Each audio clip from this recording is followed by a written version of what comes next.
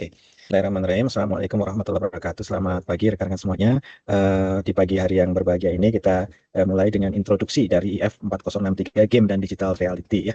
Jadi mengutip dari referensi ACM akan ada beberapa bahan kajian ya terkait dengan specialized platform development, yaitu historical and contemporary platform for games, real-time simulation and rendering system, game development tools and technique, game engines, dan game design. Nanti akan kita pelajari semua ini dalam mata kuliah ini.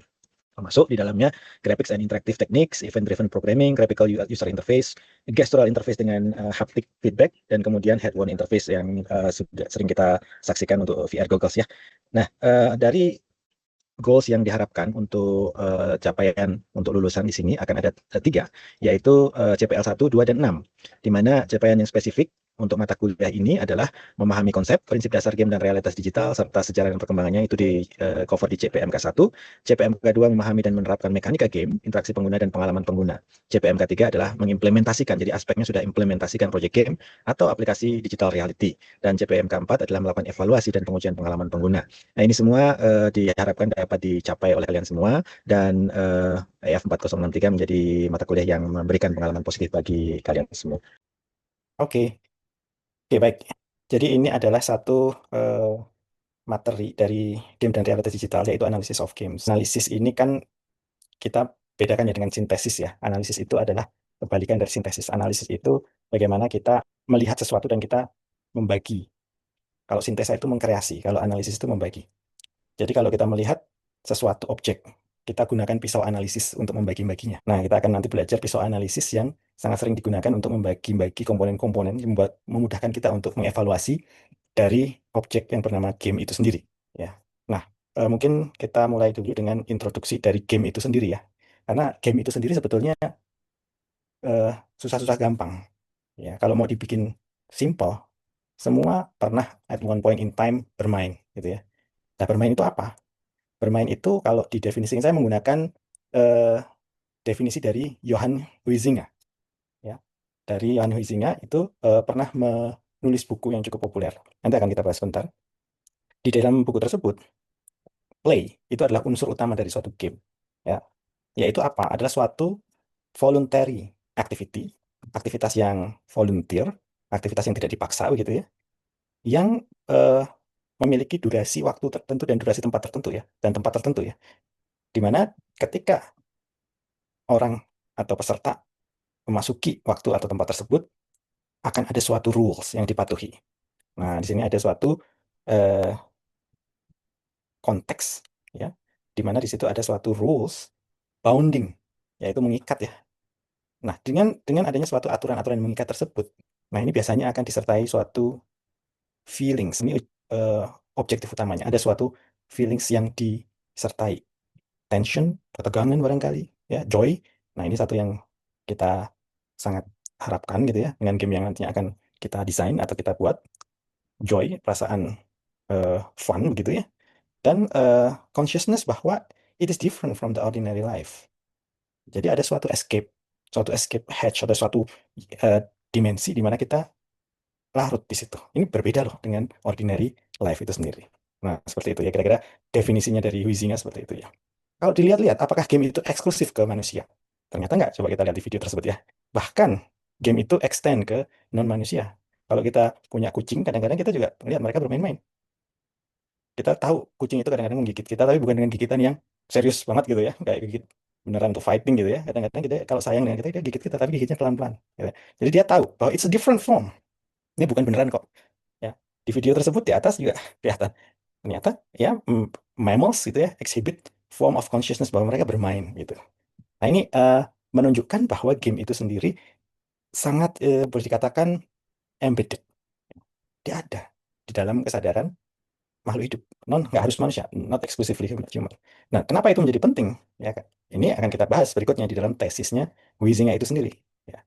Tesis utamanya Huizinga itu sendiri sebetulnya di buku ini tadi yang tadi saya sampaikan, Homo Ludens ya. Homo Ludens kalau kita mungkin kenalnya biasanya Homo sapiens kan. Homo itu manusia, Ludens itu artinya bermain. Tesis dari Johann Huizinga ini sendiri bukan main-main. Kalau tadi game itu sesuatu yang main-main, tapi tesisnya itu sendiri bukan main-main. Bahwa civilization is built not only by labor. Peradaban manusia dibangun bukan hanya dengan kerja-kerja. Dibangun dengan play atau permainan. So play is older than culture, bahwa justru dari permainan itu muncul kebudayaan. Kok bisa? Kenapa bisa seperti itu? Ya, karena jawabannya adalah magic circle ya. Jadi manusia itu mendefinisikan suatu magic circle. Di sini ada circle ya. Jadi ini circle yang jadi covernya dari buku ini ya. Circle itu adalah suatu boundary tadi itu, di mana di dalam circle itu sendiri ada rules yang apply. Ya. Circle itu nggak harus circle beneran ada wujud di tanah, dibuat circle atau di rumah bentuk circle atau apapun, tapi bisa jadi virtual kan di sini kan. Ya. Ketika Anda masuk, diterima masuk ITB misalnya, mulailah itu ada suatu rules yang berlaku. Benar nggak? Begitu Anda masuk ke ITB, oke, happy dong masuk ITB. Tapi begitu masuk kemudian Anda lihat, oke, mulai ada aturan-aturan yang mengikat, mulai ada bound by rules di situ kan gitu. Ketika Anda misal lulus dari ITB masuk ke dunia kerja, ya, ini game dalam bentuk yang serius nih, ada aturan di situ. Masuk ke kampus, masuk ke dunia kerja, ada rules di situ dan ada objektif di situ. Ya, ada objektifnya di situ. Nah, dari konstruk-konstruk yang berlaku di sini, ada boundary yang Anda masuk di situ dan Anda voluntarily ada di situ, maka ada suatu progression dari game itu sendiri. Nah, teman-teman sekalian kita sharing, ayo, apa yang paling Anda suka? Ada Genshin Impact kali, Pak. Genshin Impact. Oke, masuk Genshin Impact. Ada rules di situ, Anda assign dengan karakter di situ, Anda melakukan primitives yang ada ditawarkan di situ ya, ada action-action di situ ya. Terus kemudian ada gameplay dan ada juga feelings yang Anda dapatkan dari bermain itu. Ada sesuatu yang Anda dapatkan di situ. Tapi begitu you are off that game, Magic Circle-nya selesai. Nah, disitulah. Jadi kita progress dari the most basic form of civilization sampai muncul sesuatu yang kompleks. Ya, saya mengatakan ini drivennya itu apa sih sebenarnya? Ada di sini di driven oleh suatu semangat yang namanya agon. Nah, semangat agon. Jadi kalau Anda pernah dengar kata-kata agon di protagonis, antagonis itu dari kata agon. Artinya apa? Kompetitif di situ. Ya, teman Anda protagonis, lawan Anda antagonis. Ya. Kalau Anda mau apa namanya, mau masuk ITB, Anda harus kompetisi juga tuh sebetulnya kan. Anda menyisihkan sekian banyak orang, kandidat-kandidat lain. Di situ ada semangat kompetisi. Anda mau keluar ITB juga ada agonnya. Siapa tuh? Dosen penguji. TA. Ya, Anda harus defend di situ. Ya. Jadi game ini sesuatu yang melatih kita, karena kita juga punya yang namanya semangat kompetitif itu. Nah dari sini muncullah progression of things. Ada sistem yang kompleks. Hukum misalnya, sistem kompleks. Dan itu semua ada suatu kaitannya dengan kompetisi itu sendiri, permainan itu sendiri. Ada hukum misalnya. Oke, saya ambil contoh kasus hukum. Ada rules di situ. Anda ada yang tahu apa bedanya perdata sama pidana? Perdata sama pidana misalnya. Hukum di situ ada perdata dan ada juga pidana. Ya enggak? Itu dua stream besar tuh. Ada masing-masing ada aturannya di situ. Perdata itu untuk yang mana? Pidana itu untuk yang mana? Oke. Perang misalnya. Perang juga ada aturan siapa yang memulai, siapa yang mengakhiri. Bagaimana kalau kita gencatan senjata? Dan lain sebagainya, literatur, filosofi, ritual. Orang-orang yang hanya eh, berpikir, oh game itu ya seperti itu. Pasti akan berbeda dengan orang-orang yang berpikir lebih dalam tentang game itu sendiri.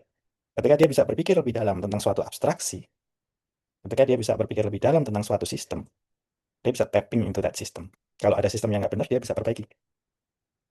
Kalau Anda mau masuk, kalau Anda punya kendaraan mobil atau motor misalnya, kalau abstraksi Anda hanya sekedar menggunakan saja, ya, hanya sekedar menggunakan saja, yaitu apa? Kalau menggunakan itu abstraksinya simpel.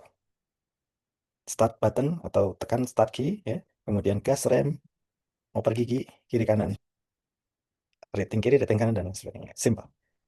Kalau mobilnya atau mesinnya tiba-tiba nggak jalan, abstraksi Anda selesai di situ. Nggak bisa apa-apa lagi. Tapi kalau Anda paham, oh ternyata ada yang namanya mesin.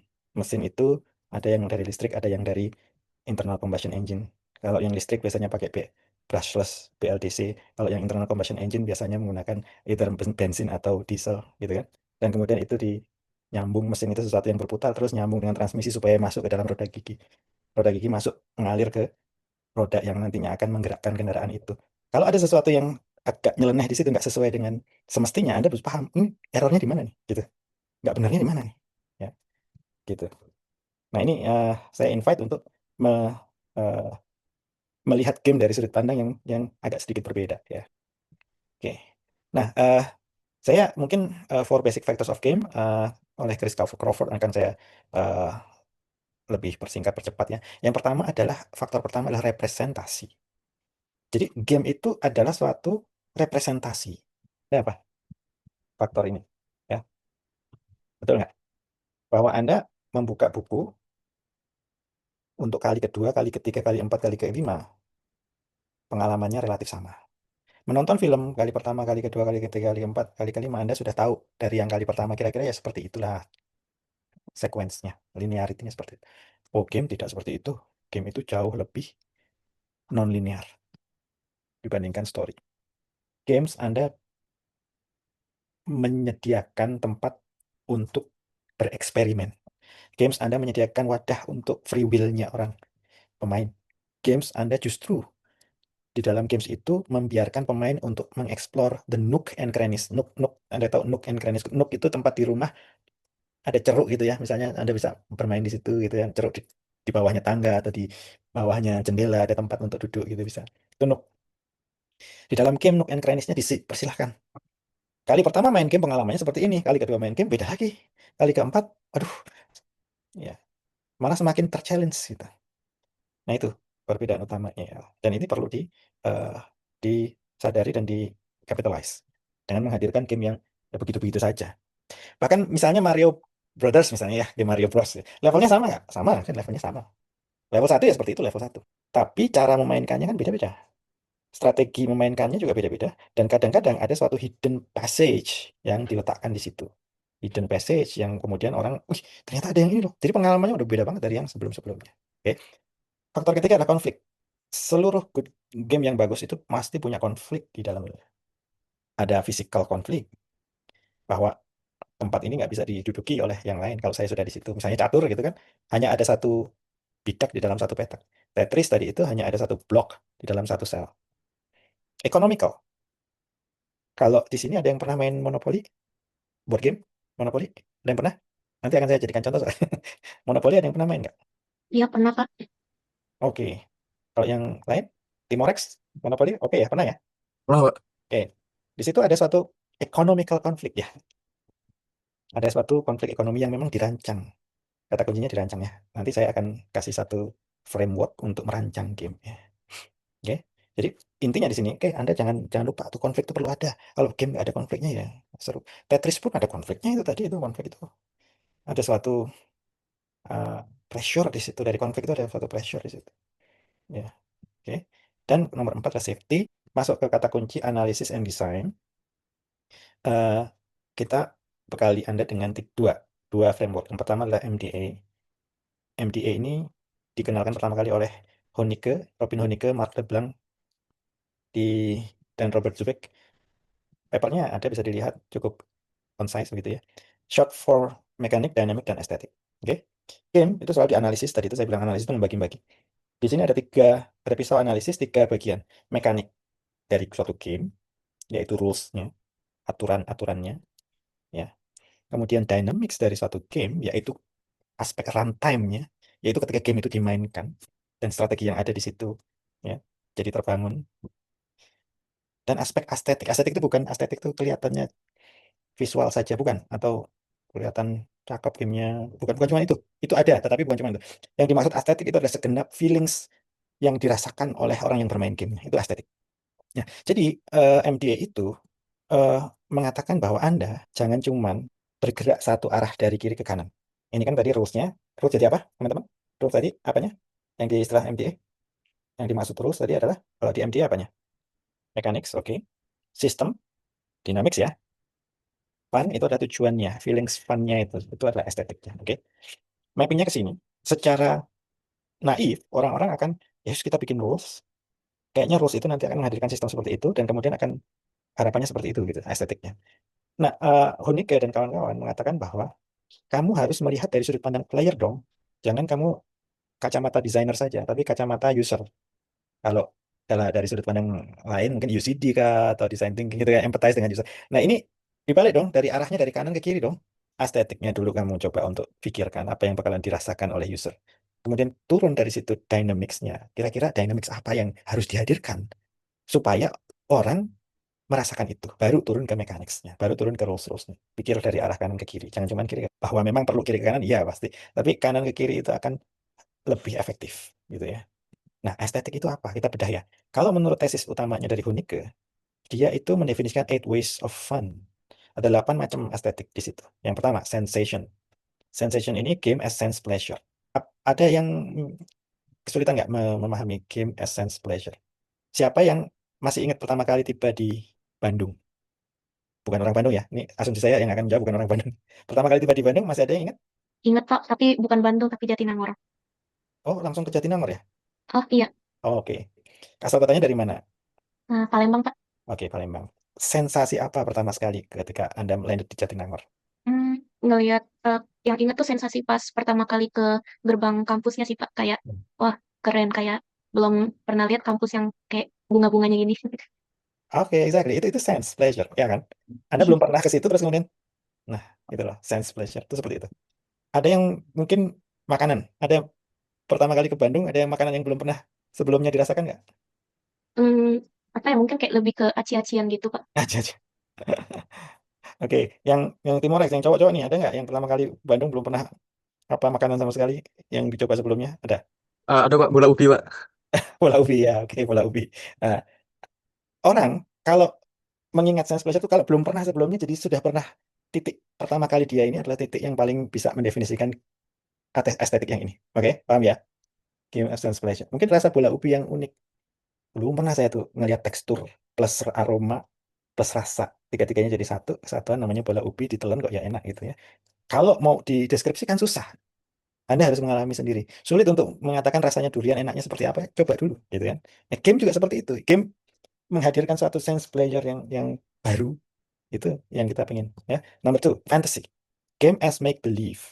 Di sini dunianya dunia fantasi. Tadinya kita nggak pernah berpikir akan mengalami sebagai wali kota misalnya. Orang-orang biasa nggak pikir main game sebagai wali kota. Muncullah SimCity. Orang-orang diberi kesempatan untuk fantasi sebagai suatu ini. Atau eh, saya pengen di dalam suatu lingkungan pulau, terus kemudian di situ ada suatu peradaban yang baru. Di sana ada negeri ini, negeri ini, negeri ini. Di situ Anda berperan sebagai rajanya. Itu fantasy. Dihadirkan dengan cara ini. Nomor 3, naratif. Game sebagai satu aspek dramanya, aspek ceritanya yang kuat di sini. Ya, ngalir gitu. Ini di UAS ya 4063 saya jadikan soal nih naratifnya game. Saya pakai yang gamenya Toge Production yang dari Surabaya itu. Dia kuat sekali di naratifnya. Hmm. Terus challenge. Ini jelas ya, game as an obstacle course. Oke. Nizam, saya tolong dikonfirmasi ini terekam suaranya juga terekam ya Nizam? Oh ya, oke. Masuk ya wave-nya ya. Saya nggak terekam. Challenge ini ya ada game yang nyebelin banget karena challenge-nya kurang-kurang apa namanya? Kurang mudah untuk dimainkan. Itu justru masih booming ya gitu. Malah justru booming dari challenge yang keterlaluan itu namanya Flappy Bird. Kontrolnya cuma satu, yaitu tap, entah itu space atau entah apa. Burung gitu kan. Tap tap tap turun, tap naik gitu kan. Kemudian bergeser tuh ininya obstacle-nya. Tapi susah banget itu. Simple tapi susah untuk di master. Nah, itu challenge-nya main di situ. And then fellowship, game as social framework. Teman, ada forum, ada grup, ada cerita kita, cerita kami, cerita spirit corps. Hmm, banyak yang memanipulasi itu kan sekarang. Discovery, game as uncharted territory. Ya, tadinya saya nggak tahu daerah sana ada fog of war-nya, semakin kebuka, semakin ke-explore gitu kan. And then expression, game as self discovery. Bagaimana saya mengekspresikan diri saya di dalam game tersebut. Makanya ada yang menitik beratkan, oh avatar itu mesti bisa configurable dan lain sebagainya. Nomor 8, submission, game as pastime. Game sebagai pengisi waktu luang. Ya, ya main-main aja kayak misalnya main apa ya, Bejeweled atau main apa ya, Candy Crush gitu ya. Asik tuh ada suara-suara tring tring tring. Udah, ada larut aja di situ. Nggak butuh mikir-mikir amat lah. Pokoknya ada suatu juicy feedback kalau saya bilang juicy feedback. yang didesain untuk supaya Anda itu diberikan stimulus-stimulus yang terus-terusan. Ya, Juicy feedback itu. Game as pastime itu untuk mengisi waktu ya. Oke, itu kan estetik ya. Jadi kalau Unike mengatakan oke, ada 8 ways of fun ya. Tapi kalau eh, dynamicnya kita turunkan ke dynamic ya. Dynamic model itu apa? Itu adalah suatu runtime behavior dari instansiasi mekanik, instansiasi dari rules yang di-enact gitu, yang dijalankan gitu. Kalau Anda punya program di-compile statically, program itu oke, selesai compile. Tapi kan belum jalan, baru di-run kan. Nah, dynamic itu pas run-nya itu loh. Game itu punya aturan, set of aturan, tapi kan nggak jalan. Ketika dimainkan, entah itu 1 player, 2 player, atau multiplayer, atau massively multiplayer, maka dinamiknya bermain. Ketika dinamiknya itu bermain, baru muncul emergent behavior yang kita nggak pikirkan sebelumnya. Baru kita ngomong ada strategi-strategi untuk game ini gitu loh. Ya, contohnya Tetris misalnya ya, dia kasih mekanik setiap detik turun, oke? Tapi semakin levelnya semakin ke sini, turunnya makin cepat, gitu kan? Kita makin makin berpikir ini gimana strateginya ini. Tadi yang jawab Tetris siapa? Kayak ini saya kayaknya ya. Kira-kira di dalam Tetris itu ada strategi yang Anda perlu atau Anda pernah temukan nggak di dalam bermain Tetris? Eh, Tetris ya, kalau saya sih mungkin kayak menuhin yang kan kayak Hmm. misal ada bagian yang kosong, jadi Hmm. ditaruh di situ Ya, exactly. Jadi Anda memplanning suatu tempat yang kosong, terus kemudian diisi dengan baru. yang vertikal bar itu kan, terus gitu Iya, kan misalnya, atau horizontal Anda tinggal ini kan. Jadi Anda melakukan planning di situ. Ya, itu behavior yang dynamic loh, strategi yang dynamic itu nggak cerita, bukan cerita rules-nya, tapi cerita bagaimana orang mengakali dari rules tadi. Saya akan coba bahas di sini di game Monopoly ini ya, dynamic model. Kita ngomongnya dynamic model. Jadi Anda kadang-kadang perlu membuat suatu model ya, supaya Anda bisa mengcapture, memahami behavior dari dinamik di dalam game itu. Contoh begini, Monopoly kan main dengan 2 dadu ya. 2 dadu itu kan menghasilkan nilai minimum dan maksimum ya. Kalau dilempar kan, minimumnya nilainya berapa kalau 2 dadu itu dilempar? Kombinasinya kan ada kan, kombinasi minimumnya berapa? 2. 2, maksimumnya 12, 6 sama 6. Dadu yang minimum 1 dan 1. Oke. Tapi kalau oke selesai, enggak selesai. Jangan seperti itu. Coba kita lihat, kita modelkan. Secara statistik atau probability, lebih ke tepatnya probability ya. Anda plot aja nih ceritanya. Dari 36 kombinasi yang paling sering muncul adalah angka ini. Angka inilah. Ya nggak? Anda belum paham kalau nggak digambar. Kalau nggak divisualisasikan dengan cara probability, Anda mungkin tidak punya realisasi ini. Tapi begitu diplot dengan model dynamic, Anda punya nih. Jadi 6, 7, 8 adalah yang paling sering muncul. That's why di dalam monopoli, kotak yang paling diidam-idamkan gitu, paling banyak orang masuk itu adalah yang ini. Nah, kotak orange ini.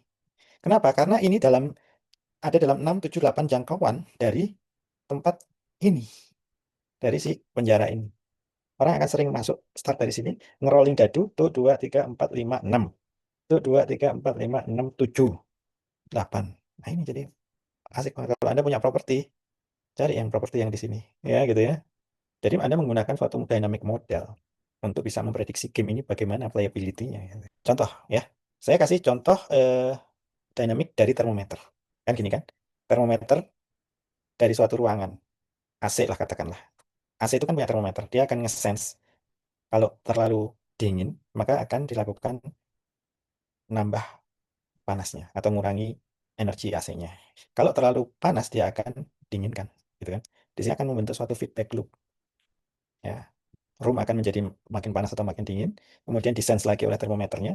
Termometer akan melempar signal ke controller. Controller akan mendecide apakah too cold atau too hot. Begitu seterusnya. Jadi itu feedback loop. Ini pakai semacam diagram blok gitu di sini. Ya, cukup mudah dimengerti ya. Ada signal, sebab akibat begitu ya. Looping. Nah, di monopoli kayak gimana? Nah, di monopoli juga menggunakan suatu dynamic model yang di sini ada pemain meroll dadu, terus kemudian dia dapat angka berapa harus melangkah, oke. Kemudian dia bergerak, dan kemudian dia ada 2 kemungkinan. Ada seseorang yang akan harus bayar di sini, atau ada seseorang yang akan mendapatkan bayaran, gitu ya. 2 kemungkinan utama. Ada kemungkinan yang lain yang nggak beli sama sekali juga, atau beli. Sorry, nggak ada satu properti dan dia mendesain untuk beli atau nggak beli sama sekali. Ada kemungkinan yang lain. Tapi kalau sudah ada di situ dia harus bayar atau dia akan ada seseorang yang mendapatkan duit dari situ. Dan begitu ada seseorang yang mendapatkan uang, dia akan lebih mudah untuk kemudian membeli blok yang lain. Ketika ada orang yang kekurangan sekian rupiah, sekian dolar, dia akan menjadi sulit untuk mempenalti yang lain. Artinya di dalam permainan monopoli ini akan ada suatu feedback loop, tetapi bukan ke arah yang netral, tapi justru menambah gap antara si kaya dan si miskin. Semakin Anda kaya, semakin punya banyak properti, semakin mudah Anda mempenalti orang lain. Semakin Anda miskin, semakin mudah Anda kehilangan duit. Oke, balik lagi yang tadi. Ini capture emotional reality nggak ya? Dan mungkin barangkali mengcapture subset of reality juga kan di sini kan? Kapitalisme kan? Makin makin semakin yang kaya semakin kaya, yang miskin semakin miskin. Jadi hati-hati kalau bermain monopoli, tahu-tahu nanti di ujung ada musuhan antara pemain satu dan pemain yang lain beneran gitu ya. Gitu, oke? Ya, nah ini dinamik modal ya. Dan kemudian ada lagi bahwa eh, framework yang age itu itu tuh MDA ya, MDA. MDA tadi mekanik dinamik estetik. Nah kemudian kalau AGE dia itu membreakdown lagi estetiknya. Jadi dia membreakdown lagi estetiknya. Tapi dia istilahnya AGE, action, gameplay, sama experience. Action itu adalah mechanics, gameplay dynamics, experience itu adalah estetiknya. Nah, di breakdown lagi experience-nya menjadi 6-11. Ya, ini 6-11. 6 itu adalah six basic emotion. Kalau Anda pernah mungkin tahu Inside Out, film Inside Out, mungkin familiar ya dengan emosi-emosi ini ya. Ini emosi-emosi dasar. Artinya emosi dasar ini kalau menurut yang menemukan, dia itu ambil emosi-emosi yang ada di setiap civilization, setiap bahasa, setiap negara gitu ya, yang sama dan tidak perlu advance age. Pokoknya di dasar manusia lahir ceprot mungkin 1 tahun sudah ada ini semua. Fear, anger, pride, joy, sadness, dan excitement. Oke, six basic emotion. Nah, six basic emotion ini nanti di pair dengan yang namanya 11 tadi. 11 behavior. Menghadirkan 11 advanced behavior. Ada behavior survival. Saya harus survive. Saya harus bisa eh, keluar dari dungeon ini. Karena di situ ada monster, di sini ada api, dan lain sebagainya. Self-identification. Saya merasa saya ini adalah aktor yang utama di dalam game ini. Collecting. Semakin banyak properti yang saya punya, semakin keren. Semakin banyak monopoli cash yang saya punya, semakin seru, semakin semakin happy saya dalam game ini. Ya nggak? Ini behavior behavior hoarding ya, di sini collecting. Pasti Anda bisa menemukan di contoh-contoh yang lain. Nurture. Nurture ini keren. Nurture ini bagaimana Anda menumbuhkan, Anda membina, Anda membangun. Ya nggak? Kota Anda misalnya, bisnis Anda misalnya, ya kan? Kerajaan Anda di nurture. Semakin ekonominya semakin bagus, jalannya semakin terkonek, ya, dan lain sebagainya. Aggressiveness, wih ada yang menyerang saya nih. Eh, Awas saja ya, belum tahu kekuatan saya. Ada unsur-unsur itu ya.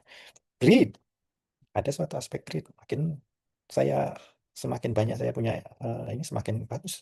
Revenge, balas dendam, competition, communication, exploration, color appreciation. Nah ini behavior-behavior yang bisa muncul di sini. Oke. Nah benda-benda ini ya, framework ini Anda bisa gambarkan nih. Misalnya Anda punya suatu horror game. Bayangkan suatu horror game scaring the player with sudden encounter of monster in the room. Nah, di sini apa sih experience atau estetiknya yang utama apa? Kalau dalam 611 tadi, make sense nggak ini? Fear. Fear kan? Anda pengen menghadirkan fear. Fear itu kemudian punya apa? Behavior apa dia yang harus dilakukan gara-gara fear itu? Survival. Ya. Dan itu menghadirkan perasaan lain yaitu excitement.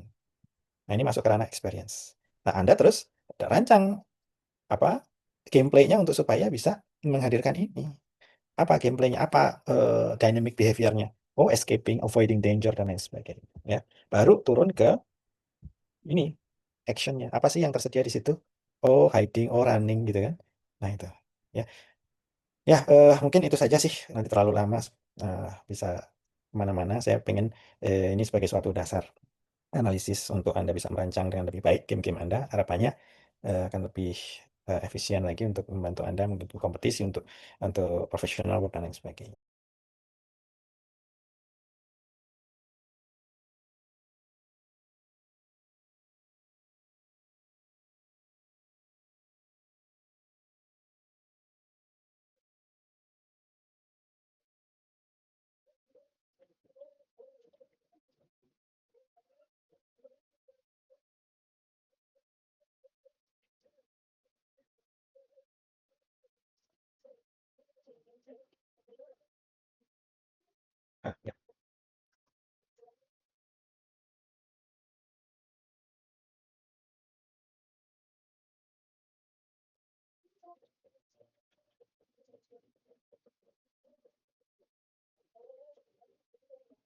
Oke. Nah, jangan di-submit, jangan kemana-mana dulu ya, kita diskusi sebentar. Jadi di nomor 3 nih yang kurang nih, Anissa ya, yang lain-lain sudah benar. Nah, di dalam framework MDA bagian mana yang berkaitan dengan aspek emosional positif yang dialami pengguna? Jawaban Anissa dynamics yang harusnya itu adalah aesthetics ya. Itu adalah yang paling ujung yang diinginkan oleh game designer. Mungkin keliru mengisi atau lupa atau gimana Anissa? Oke, nggak apa-apa. Sekarang jadi nggak lupa kan ya? Kalau yang dimaksud dengan dynamics itu kan runtime dari gamenya itu sendiri. Bagaimana game itu dinamika ketika dimainkan. Tapi ujung pangkal dari aspek emosionalnya adalah estetik.